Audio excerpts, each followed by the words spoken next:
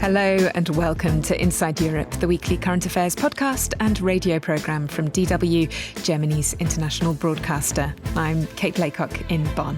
In a very historic milestone this week, the NATO allies committed to dramatically increase their defence spending to that 5% of GDP, something that no one really thought possible.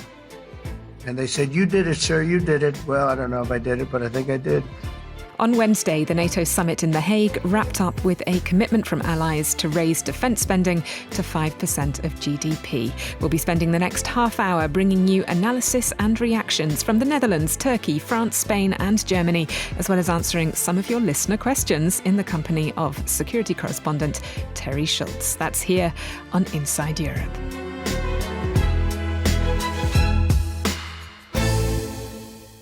Allies have laid the foundations for a stronger, fairer and more lethal NATO. NATO leaders agreed on the Hague Defence Investment Plan. And this will fuel a quantum leap in our collective defence. They agreed to boost our defence industries, which will not only increase our security, but will also create jobs. And we have reaffirmed our unwavering support for Ukraine. All of this is crucial. This alliance is and will remain ready, willing and able to defend every inch of Allied territory. NATO's Secretary-General Mark Rutte there, wrapping up the 2025 NATO Summit in The Hague on a note of victory. The transatlantic military alliance is back on track. Anyone wanting to attack a European NATO member must now once again reckon with incurring the wrath of US military might.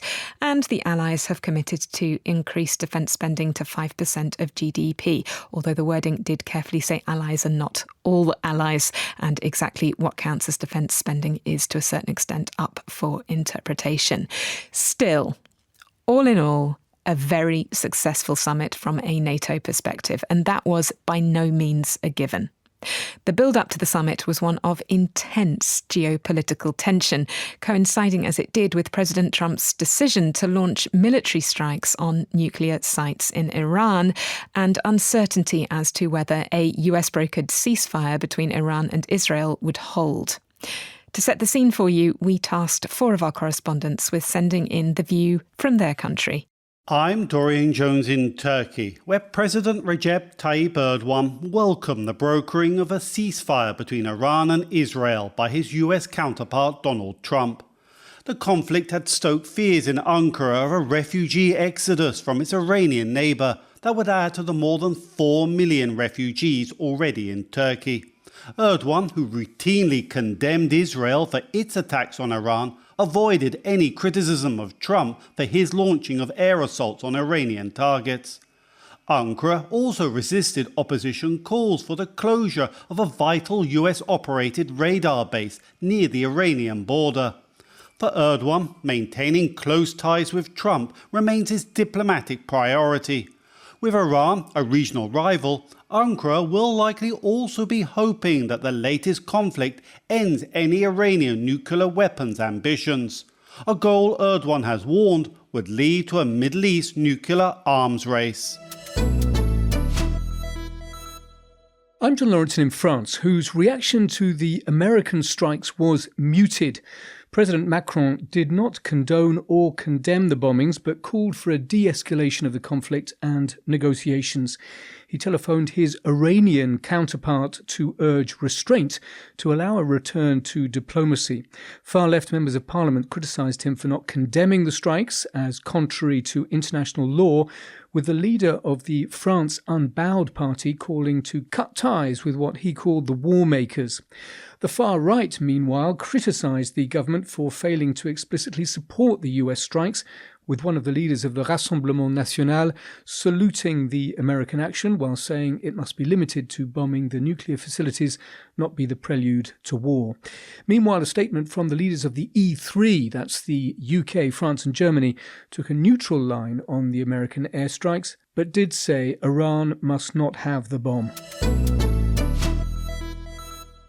Bravo Alpha Tango Tango 2-1, Sevilla Control, radar contact. Please confirm how many aircraft from formation. The moment when 3 US stealth planes involved in the bombing in Iran communicated with civil air traffic control as they passed through Spanish airspace. Spain played no part in the attack, and the response from the government has been one of concern. The Prime Minister, Pedro Sanchez, reiterated that Iran must never have nuclear weapons, but emphasized as a matter of urgency that now was the time for de-escalation, dialogue and diplomacy. Spain's position in NATO has also angered Donald Trump after Pedro Sanchez refused to raise his country's defense budget up to the 5% GDP that Trump has demanded of all NATO allies. Sanchez argued that the new target would be incompatible with Spain's welfare state.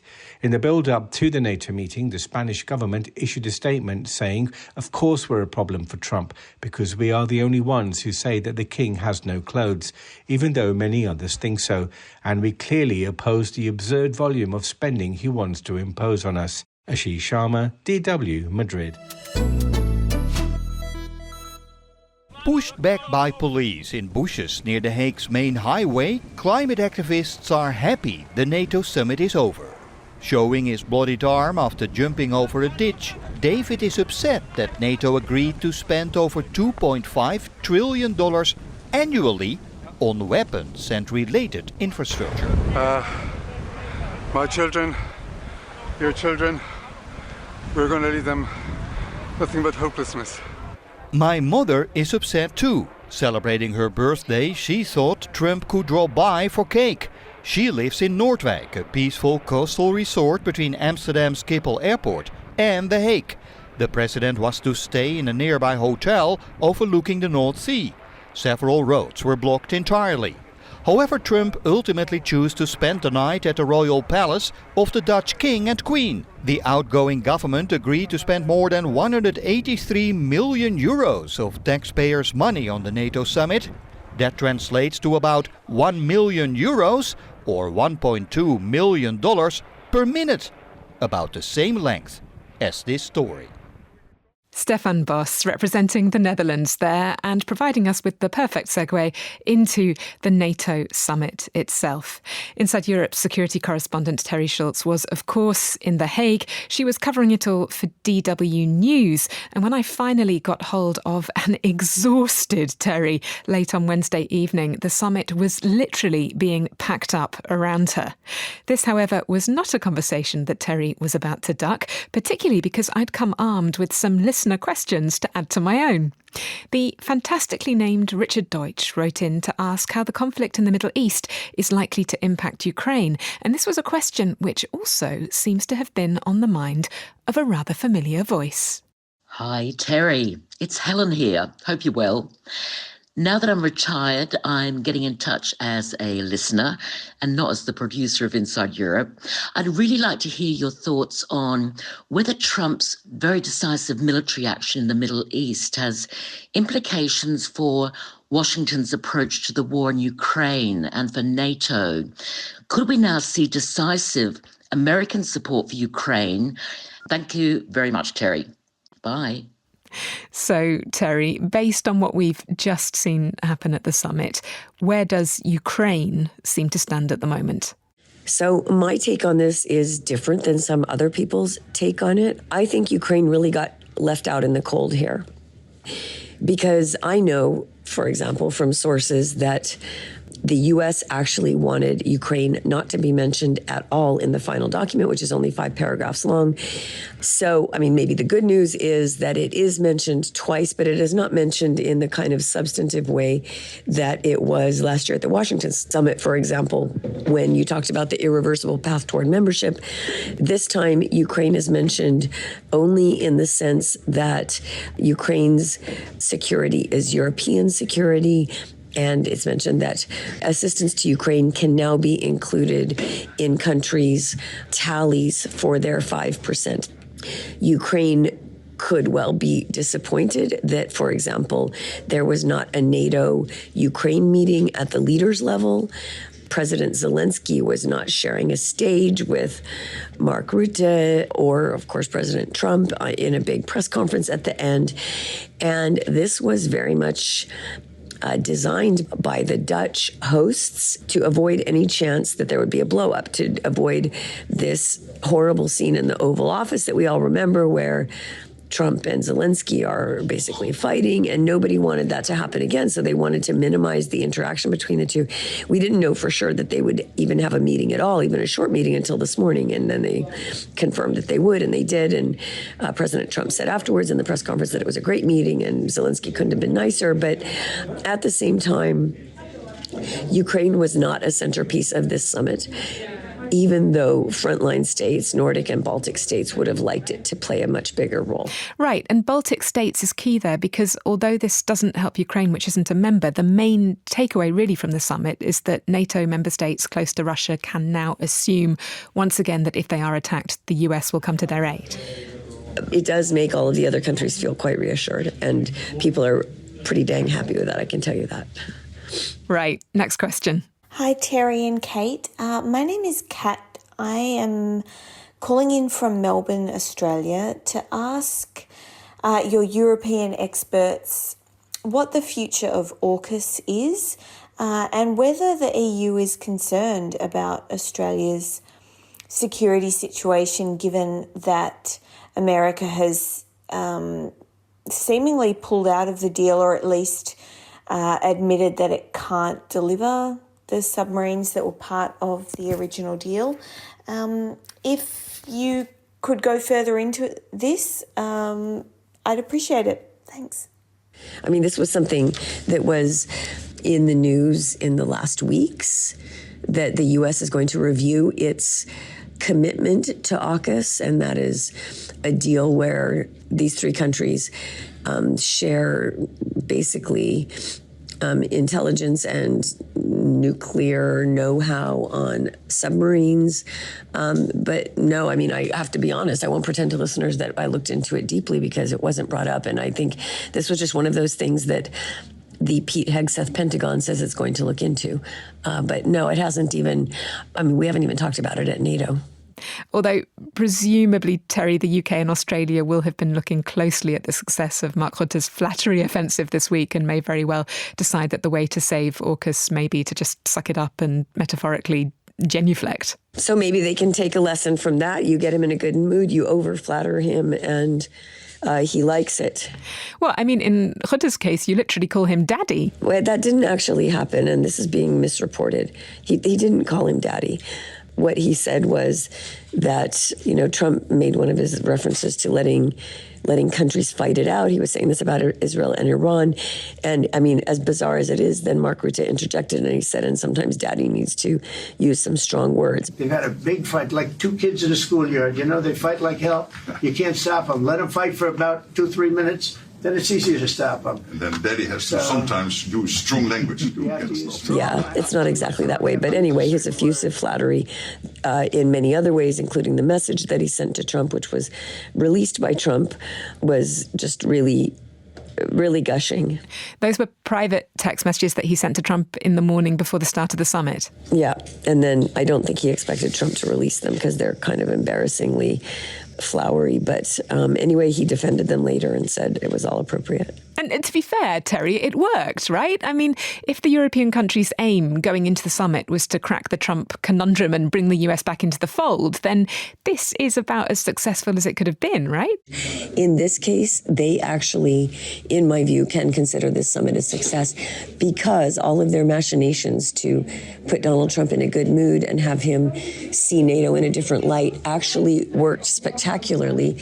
In his final press conference, he actually seemed to have had almost a religious conversion about the alliance. And he's never spoken like this before. No one's ever seen this Donald Trump in a NATO setting. I came here because it was something I'm supposed to be doing, but I left here a little bit differently. I said, I watched the heads of these countries get up, and the love and the passion that they showed for their country was unbelievable. I've never seen quite anything like it. They want to protect their country, and they need the United States. And without the United States, it's not going to be the same. And you can ask Mark, or you can ask any of the people that were there. It was really moving to see it.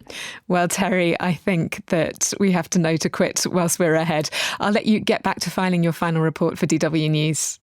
Thank you, and I appreciate the listeners caring enough to send in questions. It's more interesting than things that come out of my own head. So thanks for doing that, and I hope we do it again soon. Our email address is insideeurope@dw.com, and you can now also send us a voice memo via speakpipe.com/Inside Europe. I'm Kate Laycock in Germany. You're listening to Inside Europe.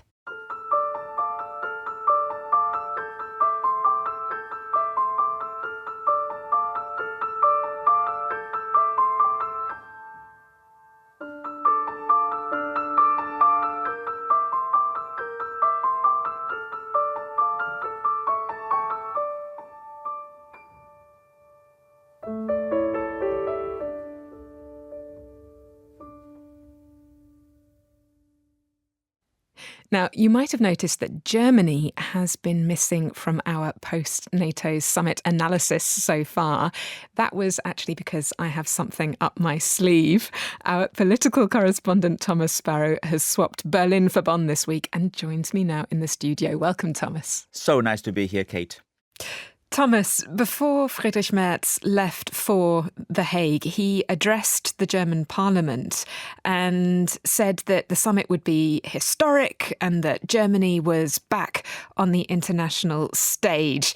Is he right? Is Germany back amongst the big players? And not only did he say that, but in the past he's also stressed that Germany will have the largest conventional army in Europe, or that at least he wants Germany to have the largest conventional army in Europe. And imagine you had gone to sleep 20 years ago and woken up today and you hear this sentence, you would probably think that it's a joke.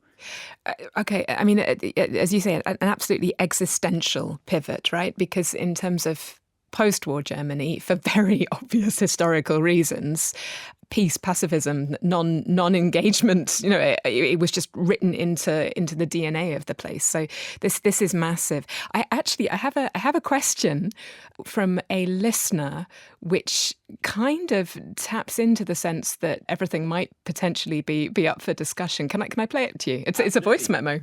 This is Alan Axelrod from Massachusetts in the United States. I have a question for Thomas Sparrow. The United States under Donald Trump is an unreliable ally of Europe, with a president who is an apologist for Vladimir Putin. In these circumstances, will Germany consider creating its own nuclear deterrent? What a question. Basically, what you can say here is that Germany has lived for a very long time now, actually, under the US nuclear shield. But it was clear even before Friedrich Merz became German Chancellor that under Donald Trump, Germany and many other European allies could not necessarily count 100% on the US protecting them. However, at the same time, Merz clearly stressed, and he stressed that actually in March, and I'm quoting here, that Germany cannot and must not have its own nuclear weapons. He said that on March the 9th, and then he added that Germany has expressly renounced the possession of nuclear weapons, and that will remain the case. I mean, even nuclear energy is taboo in Germany, right? That's how deep this thing goes. Anything nuclear is extremely controversial here. However, what Merz and his government actually have indicated that they would want to do is discuss nuclear deterrence specifically with France, within the European Union, and with the UK a bit more broadly. These two countries do have nuclear weapons, and as such, Germany would look to have that nuclear deterrence more at a European level as part of this European independence. Okay, so great question, Axel. Basically, I'm hearing, Thomas, that the answer is that yes, there is concern in Germany. Backup options are being sought, but it will not be a domestic nuclear deterrent. It will be looking to sort of slip under France's protective net if this happens. I see it as a shift that is happening as part of many other aspects. I mean, whether you see Germany as the largest conventional army in Europe, again, a taboo only until a few years ago, whether you look at 5% of GDP towards NATO, which again would have been a taboo several years ago. These are all shifts, very, very, very powerful, very strong shifts that are happening, that are also creating a big debate here in the country, because not everyone is happy with this. Even in the coalition, there are members specifically from the Social Democrats that see this trend with concern, not to mention other political parties in the opposition. Whilst we're on controversy, I have to ask about this, Thomas, because it's been absolutely huge in Germany. Last week, Friedrich Merz gave a TV interview in which he described Israel as doing the West's dirty work. That's a quote for it when it attacked Iran. Now, he's actually the subject of a legal complaint which accuses him of breaking an article in the Constitution which protects the peaceful cohabitation of peoples. That's the level to which this is controversial. What's going on? There are indeed a lot of people here in Germany that were shocked by this dirty work statement, by this very strong statement by the Chancellor, Friedrich Merz, and that have criticized him very openly and very strongly for the implications of that statement, for the political implications of that statement, and for what it means also for the Chancellor and for the government and for Germany as well.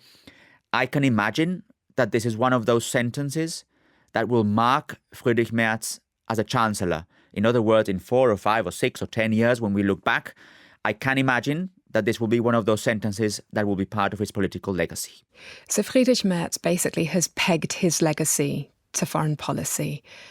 Israel is inevitably going to be a massive part of that. Germany continues to be the largest supplier of arms to Israel after the US. This is taking place at a time when, I was reading that, just in the past couple of weeks, some 500 people are reported to have been killed by Israeli army fire whilst trying to access humanitarian relief, which means food, right? These are people queuing for food. Merz wants to be a foreign policy big player, right? This is where he sees his legacy. This is where he's going to make his mark. But Gaza and what happens in Gaza, it's always going to be a part of that, right? I do think it will be a part of it specifically because of Germany's support of Israel, not only militarily, but also politically. I also think it could be a part of it because Friedrich Merz has already started to position himself as this foreign policy chancellor. And obviously one of the main topics now is Gaza. I do believe that if Friedrich Merz continues to position himself as this foreign policy chancellor, his legacy will undoubtedly be marked by what he says and what he does in those regards, whether it is Gaza, whether it is now the topic with Iran, whether it is his positions towards the United States, whether it is his role in the European Union. And he does want Germany, and I come back to your first question, to be this big player in Europe. But if you also see how things have developed in recent days, I don't have the impression that Germany was a protagonist, or at least that Germany was asked very profoundly by the United States before Donald Trump decided to carry out his military operation against Iranian nuclear sites. So I don't have the impression that Germany is yet that big foreign policy player that Merz would want it to be. That's at least his intention, and he still has some time to prove it, or he still has some time to show that he maybe only had the words, but not necessarily the action to match it. Well, we're speaking around the 50-day mark in terms of Friedrich Merz's chancellery, so maybe we'll have you back in 50 days' time, Thomas, and do the 100 days roundup. Every 50 days I'll be here, Kate. Wonderful. Thank you so much, Thomas. My pleasure. DW political correspondent Thomas Sparrow there. It's all change in the second half of the show. If I say the words Bezos and wedding, then you can probably guess where we're headed. If you're listening via a partner station, which leaves us at this point, then do not worry. You will find it all on our podcast feed. That's here on Inside Europe with me, Kate Laycock.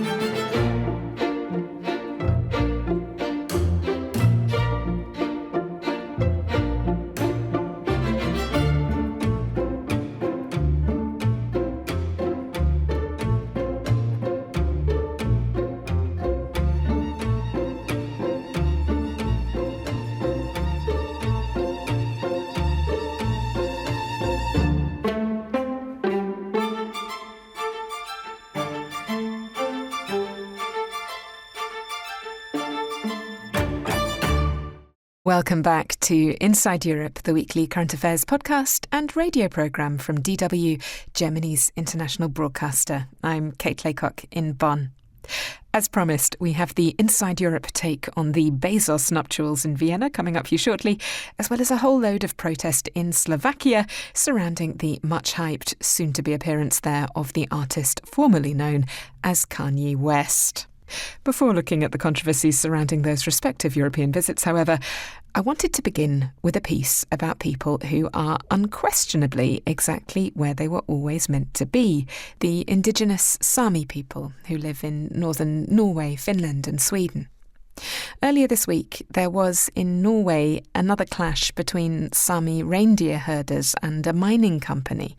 This is the latest such incident to act as a reminder of the ongoing threats to traditional Sami life and culture. Lars Bavanger sent us this report from Tromsø in Norway. The native Sami populations of northern Norway, Sweden, Finland and Russia have made a living off the land for millennia.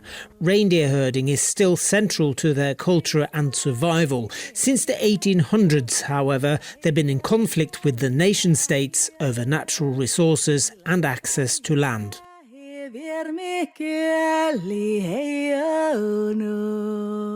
Today, the Sami are facing increasingly complex challenges to their way of life. Temperatures are rising nearly 4 times faster in the Arctic, and environmental programs like wind farms aimed at mitigating this fact also impacts the Sami's way of life. I'm Aili Keskidalo. I'm an indigenous advisor for Amnesty Norway and the former president of the Sami parliament in Norway. The Nordic states are allowing a kind of bit-by-bit eating of Sami lands. And that has a great impact, a scary impact on the foundation of the Sami culture. And because we live cross-border, nobody seems to take the full responsibility of protecting the areas we need for our livelihoods and for our survival. For the past 40 years or so, Samis have had their own parliaments in Norway, Sweden and Finland, but only the Norwegian one gives them some decision-making powers over land rights. Samis are also represented on the Arctic Council, the intergovernmental forum for cooperation between Arctic states. Yet they have no voting rights there, and their role is advisory. So where have things gone wrong? Because clearly in Norway there's been several court cases between the Sami population and the Norwegian state. Why is it impossible to sit down and talk about it? Well, talking about it is a good thing, but it's not enough. We need the states to implement indigenous people's rights to free, prior, informed consent when it comes to land use. With climate change and the consequences of climate change, the double effect is quite disturbing and destroying the natural foundation for our culture. Earlier this week, Sami demonstrators alongside Norwegian environmentalists were forcefully removed by police from the site of a new copper mine in the high Arctic north of Norway. Direct action like this is nothing new. Back in 1979, a semi-permanent Sami camp was set up outside the Norwegian Parliament in Oslo in protest against a proposed hydroelectric dam in Sami areas. The project went ahead. In May this year, the Norwegian Sami Parliament met the Norwegian state in court over Norway's latest energy project, which will see a dramatic increase in wind farms and pylons in Arctic Norway. The strategy of building wind turbines in reindeer herding areas, it's a big threat against our culture. And we struggle with having our voices heard. Sandra Maria West is a political advisor for the governing council of the Sami parliament in Norway. She argues they were left with no option but to take the state to court over the energy project. That is a decision that the Norwegian government made without making impact assessments and without consulting the Sami parliament. They announced their strategy and decision, and 2 days later we got a reply to the letter that we sent 7 months prior, and they said, no, this is not a matter of consultation.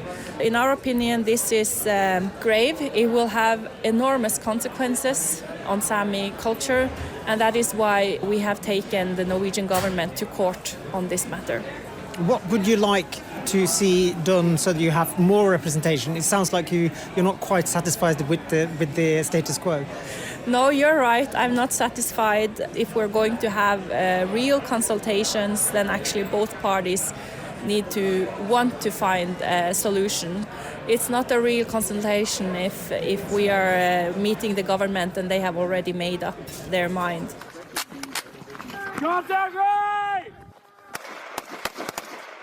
The Arctic North is also an important front line with Putin's Russia, and now that Sweden and Finland are NATO members alongside Norway, military activity is increasing in Sami areas. Again, with not enough consultation, points out Laura Jonkaukio, a professor of Northern politics and government at the University of Lapland in Finland. As in the context of the green transition, we are in a situation in which the Sami have to sacrifice disproportionately things that are important for their security in service of national security. For example, the Finnish state, when it signed the defense cooperation agreement with the United States, there was an area in the Sami homeland region in Finland included in this agreement, but the Sami were never consulted. The Norwegian government says both the constitution and several legal provisions secure sufficient legal frameworks and consultation mechanisms to safeguard Sami rights when it comes to energy development and military activities in northern Norway. The next test of this is just around the corner, when the court will rule in the case the Sami parliament brought against the Norwegian state last month. Lars Bevanger, DW, Tromsø. And the traditional Sami yoik singing that you heard at the start of Laj's report there was Finnish artist Heli Aikio's entry into this year's Sami Grand Prix, which is the Sami answer to Eurovision, and which was aired on 12th of April this year. Now, it's time.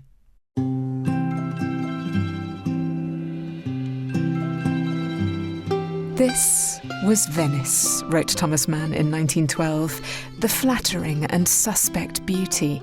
This city, half fairy tale, half tourist trap, in whose insalubrious air the arts once rankly and voluptuously blossomed, where composers have been inspired to lulling tones of somniferous eroticism.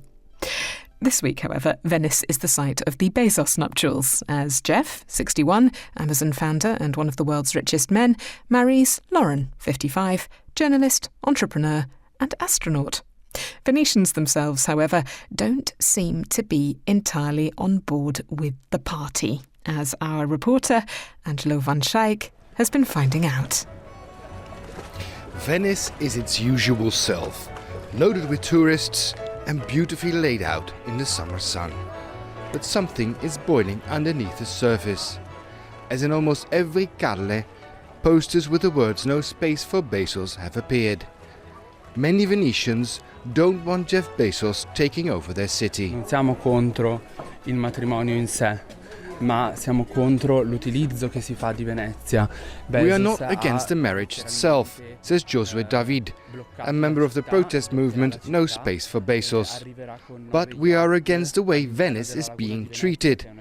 A very wealthy man comes here and uses Venice like his personal amusement park, like some kind of king. He arrives in the lagoon with 9 yachts, an ecosystem that is already under threat, and he blocks half the city. We are not protesting so much against him personally, but rather against the way he acts, and against the city administration that makes all of this possible. The Bezos wedding is a multi-day affair, with guests attending a variety of parties spread out around the city in the run-up to the actual tying of the knot. At the time of recording, the rumour is that the large closing celebration on Saturday has had to move location due to security fears raised by the authorities. Additionally, the US billionaire's large yacht Koru is no longer expected to come to the city as originally planned. Even the smaller run-up events have been shrouded in mystery, as I found out a few days ago when I popped by the Scuola della Misericordia in the city centre. Bezos non glielo so dire. Adesso abbiamo, domani c'è un matrimonio. Giovanni, white linen shirt with rolled-up sleeves and sunglasses, supervises the preparations for an event, but not a Bezos one, he says. He did read in the newspapers that the billionaire is due to use their location later in the week. But, he says, he wouldn't know anything about that. Whatever Giovanni may or may not have known as we spoke, a few days later the Italian authorities asked for a part of the festivities to be moved from the Scuola della Misericordia to the Arsenale, as that venue is easier to secure. The threat level, they made clear, had been raised by the US attack on Iran. Jeff Bezos, let's not forget, is not just one of the world's richest men, he's also a major Pentagon contractor through his two enterprises. Blue Origin recently awarded a contract for 7 rocket missions worth a combined total of $2.3 billion, and Amazon Web Services, which provides cloud services to the Department of Defense. This is Amman Hotel. Security warnings and angry locals are unlikely to deter Bezos' 200-plus guests. Many of them expected to be A-lister celebrities like Ivanka Trump, Oprah Winfrey and Leonardo DiCaprio. The luxurious 5-star hotels along the Canal Grande are all booked out. Only no one seems to know who is staying there. E se ho capito bene, durante il matrimonio di Jeff Bezos alcuni degli ospiti saranno qua, giusto? Noi non abbiamo nessuna informazione a riguardo. No? No. This friendly but very firm hostess says she doesn't have any information about Bezos' guests sleeping in their hotel. Probably she isn't allowed to reveal anything about that. From the silent discretion of hotel staff to the loud protests of the streets, the Bezos nuptials are a spectacle of contrasts. The main contrast, however, is the one that pits the international super-rich against the ordinary residents in Venice. In protesters' minds, it's clear which side the mayor, Luigi Brugnaro, has come down on. Beneficiari di questo matrimonio sarà sicuramente il sindaco in primis, perché one of the people that benefit from the wedding is the mayor himself, says protester Josue David. One of the venues that host one of the parties is owned by him. Mayor Brugnaro, however, is very angry with the protesters. Sappiate che a Venezia siamo in mano a una deriva assurda. He calls them a disgrace for the city. According to him, the wedding is an opportunity for Venice, and he hopes Jeff Bezos will find the time to shake his hand. The Venice mayor and the protesters disagree on everything, but they have one thing in common. They all hope this wedding will be over soon. Angelo van Schaik, DW, Venice, Italy. We have another piece about an unwelcome but fabulously rich visitor from the US next. But there, and I really want to be clear about this, the similarities end. And the fact that I'm being very careful to make that point probably tells you something about the horror with which European countries view the opinions expressed by the subject of our next report. I am, of course, talking about Ye, the artist formerly known as Kanye West. Ye is due to appear at Bratislava's Rubicon Festival on July 20th. But concerned Slovaks have launched an online petition against the show on the grounds that Ye, who's described himself as a Nazi in the past, is normalising a murderous ideology that has no place in Europe. Rob Cameron reports from Prague. Rubicon Festival, who are linked by Rolling Loud Europe to have Ye headlining, have just posted this on their Instagram story. Great excitement on Instagram as a true global megastar is announced as the headliner for this year's Rubicon Rap Festival, an event held in a field just across the road from Bratislava's Volkswagen factory. Organisers say this will be Ye's sole appearance in Europe in 2025. Tickets are now on sale for an artist that organisers describe as hip-hop visionary, cultural icon and controversial genius, who's now headlining the 3-day event. In fact, at time of writing, it appears to be Ye's only confirmed appearance anywhere in the world this year. That may be due to the artist's recent track, Heil Hitler, released on May the 8th, when the rest of the world was marking VE Day. The track was quickly removed by platforms like Apple, Spotify and YouTube, but remains on X. The song was the latest in a series of posts and comments that marked the rapper's ongoing idealization of Hitler and the Nazis.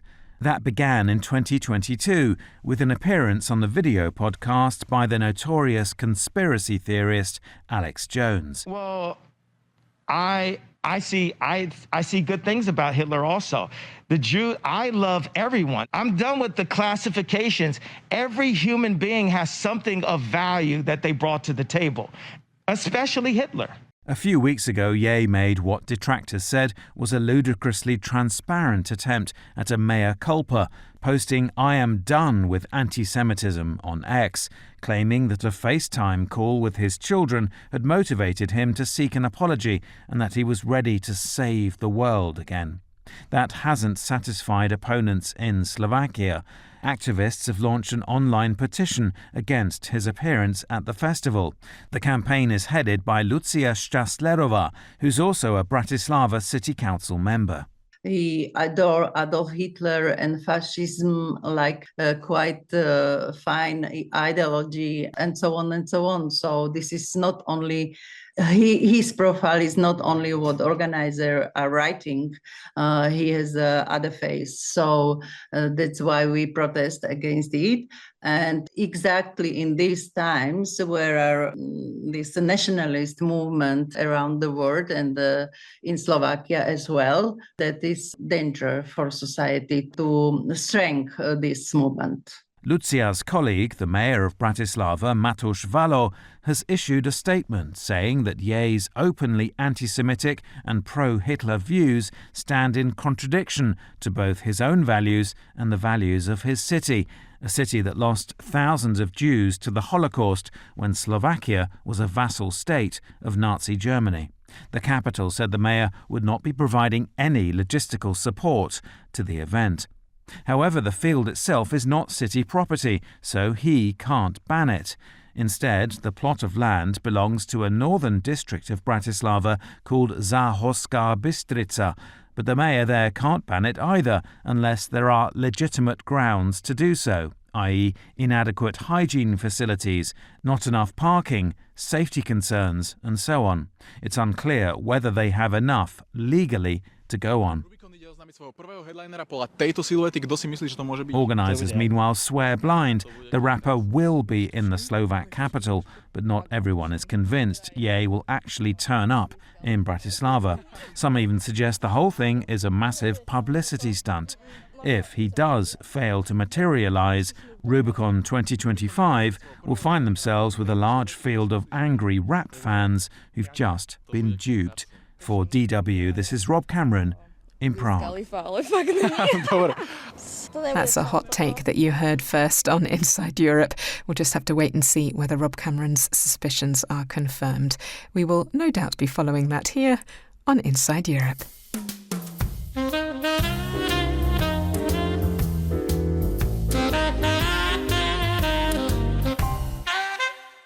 One event which we can safely predict will be taking place as billed is the 2025 UEFA Women's Championships. They run from July 2nd to July 27th. But in which European country?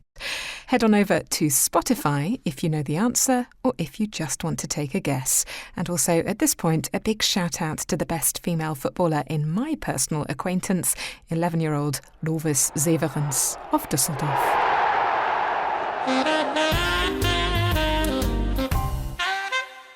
You'll find our show on all the other usual platforms too, of course. Just search for Inside Europe.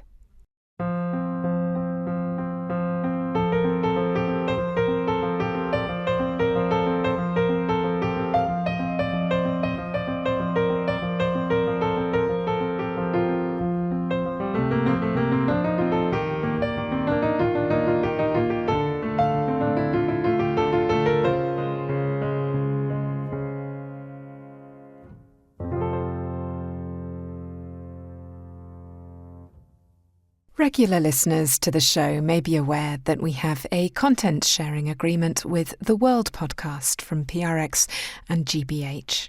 Last week, The World featured a story on an event in Vienna billed by its organisers as the first ever Jewish Anti-Zionist conference.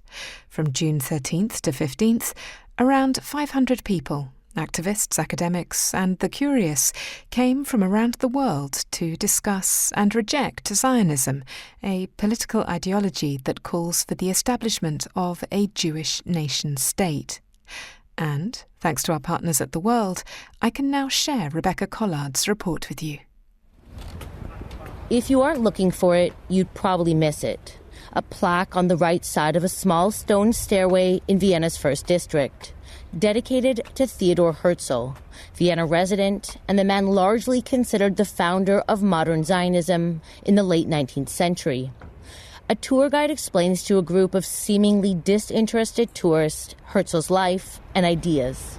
At the beginning of his life in Vienna, he had a very different opinion regarding the Jewish state being necessary or not. Beginning, it said Jewish people don't need their own state. They should integrate and live in the societies where they are integrated in the societies they are living in. Herzl once lived on the street at the bottom of these steps. The building where he lived is now covered in scaffolding, offering soon-coming luxury apartments. From there, you can see across the Danube to Leopoldstadt, once a densely populated Jewish neighborhood, the result of centuries of anti-Semitic persecution and expulsion of Jews from the center of Vienna. The neighborhood was also where Herzl's family first settled when they arrived from Budapest in 1878. And he came to the conclusion, even though when the Jewish people try their best to fit into society, they won't ever be accepted 100%. So the only way for Jewish people to live in peace is within their own territory with their own Jewish state. That conclusion, that Jews would only be truly safe in their own state, was articulated in his 1896 book, Der Judenstaat. We each carry different stories, but actually I think that the one thing that we all... What organizers call the city's first Jewish anti-Zionist Congress attracted Israelis, Jews, allies, activists, and academics from as far away as Vancouver. Inside the hall, large banners hang from the walls in English and German. Stop Zionism, Judaism is not Zionism, and never again for everyone. Dalia Sarek is one of the organizers. Her own family fled to Palestine before the creation of Israel and returned to Austria after the Holocaust. The people in Austria, I think, should take away and that anti-Zionism is not anti-Semitic, and that's very important. The organizers kept the exact location of the Congress secret until just days before the event. Previous Palestinian solidarity events in Vienna have received pushback from pro-Israeli groups and the official Jewish community, reflective of a growing divide here and among Jewish communities globally over support for Israel. Not just over the occupation of Palestinians or the war in Gaza, but over the very idea of a Jewish state. I think Zionism delivered something that a lot of people bought into. It was, how can I be Jewish when I'm not religious? So it's kind of this thing that Zionism used to gather Jews around the world and to collect them into this national ideology. The Zionist movement is in origin Christian Protestant movement. Yakov Rapkin is a professor of history at the University of Montreal and spoke to the conference via video link. Later, he explained that Jewish opposition to Zionism is as old as the idea of Zionism itself. Herzl held his first Zionist Congress in Basel, Switzerland in 1897. Rapkin says he faced three types of Jewish opposition. One, religious, the idea that you can gather Jews in the Holy Land before the arrival of Messiah. Two, the Jews who were integrating into European societies and they didn't want to hear that they don't belong there. And finally, there were people who considered Zionism to be a distraction from class struggle. And these, of course, are the socialists. The Holocaust eroded much of that opposition among many of the European Jews who survived. Rapkin says there has been an effort by Israel to tie Jewishness to Zionism, but increasingly younger Jews are saying they don't want anything to do with the Jewish state. This, of course, has worked for many people, but as you know, younger Jews today, particularly in the United States, have second thoughts and have distanced themselves from Israel. And the recent events in Gaza, and I would dare say even in Iran, certainly doesn't endear Zionism to these people. The expected opposition from the official Jewish community didn't materialize, but a Volkswagen hatchback with German plates, flying Israeli flags, and the flags of Benjamin Netanyahu's Likud party does. One of the two occupants of the car says she's Jewish. She would only give her first name, Sophia. It seems to me what these people are saying is they want to decouple Jewishness from nationalism, of Zionism. And how does that make you feel? I feel it ultra anti-Semitic. For me, anti-Zionism is equal to anti-Semitism. Do you feel that way even when it's being advocated for by Jews that are anti-Zionist? Do you still feel like they're anti-Semitic? Well, first of all, it's a very, very tiny minority. As we have seen out of historical experience, anti-Zionism is always connected with killing Jews. Participants at the conference reject that and say the Jewish state hasn't kept Jews safe and has cost the lives and displacement of hundreds of thousands of Palestinians. And in the very city where Herzl made his case for the Jewish state, they are now coming together to reject it. For The World, I'm Rebecca Collard in Vienna. We've nearly reached the end of the show, but before I go, I have some news to share with you, good and bad. The good first. We're delighted to announce that the Ukrainian Radio Free Europe journalist Vladislav Yasipenko has been released, having spent over 4 years imprisoned in occupied Crimea. The bad news is that last Friday, Radio Free Europe journalist Farid Mehralizada, whose case we have been following on the programme, was convicted and sentenced to 9 years in prison by a Baku court. 6 other journalists were also given lengthy prison sentences at the same time. I've asked my colleague Nick Martin to read an extract of Farid's final statement to the court. Unfortunately, journalism in our country today is almost equated with terrorism. The average age of the 7 accused persons participating in this process is 34. This year also marks the 34th anniversary of the restoration of Azerbaijan's state independence. The coincidence of these numbers perfectly reflects the state of press freedom in Azerbaijan over those past 34 years.